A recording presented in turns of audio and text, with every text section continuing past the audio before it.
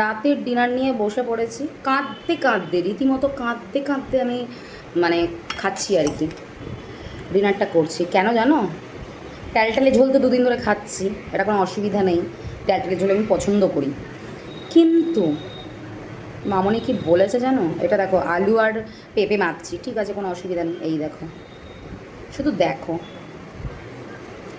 এটা হচ্ছে বাটা মাছ, ঠিক আছে? এই মাছটা আমাকে খেতে হবে, তাও আবার কাঁটা ছাড়িয়ে ছাড়িয়ে।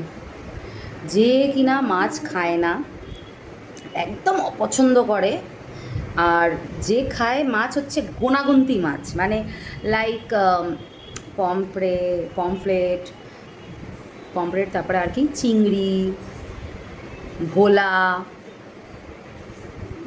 আর ওই বড় বড় যেগুলো পেটি হয় কাতলা রুইয়ের, এই চার পাঁচটা মাছ যে খায়, তাকে দিয়েছে যে কি মাছ জানো?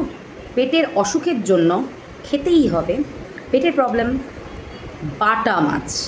মানে আমি কি বলবো, ভাবতে পারছি না। আর যেহেতু খেতে পারছি না, মানে আমি কান্নাকাটি করে খাচ্ছি, যেটা তোমরা দেখতে পাচ্ছ না ওদিকে বসে, ক্যামেরার ওদিকে বসে আমি কিন্তু একটু আগে কাঁদছিলাম বাচ্চা মেয়েদের মতন। আমার শাশুড়ি, মানে আমার মামনি, বলছে কাঁদিস না, বাটা মাছ ছাড়িয়ে ছাড়িয়ে আমি তোকে খাইয়ে দিচ্ছি, কিন্তু খেতে তোকে হবেই বাটা মাছ, কারণ পেটের জন্য নাকি বাটা মাছটা খুব উপকার। দেখো, আমি কিন্তু দুদিন ধরে এরকম ভাত একদম মানে মেখে মেখে, যেটা আমি একদম পছন্দ করি না, ওইভাবে খেতে হচ্ছে, কিছু করার নেই। কিন্তু কেন ভাই এই মাছটা সৃষ্টি কে করেছে? আমি তোমাদের দিকে এই প্রশ্নটা ছুড়ে দিচ্ছি, কে সৃষ্টি করলো মাছটা? আমার ভেজ হলে ভালো হতো, যারা ভেজ আছো খুব ভালো আছো গো।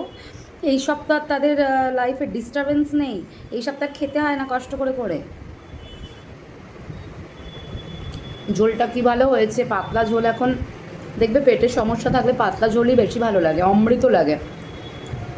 কিন্তু মাছ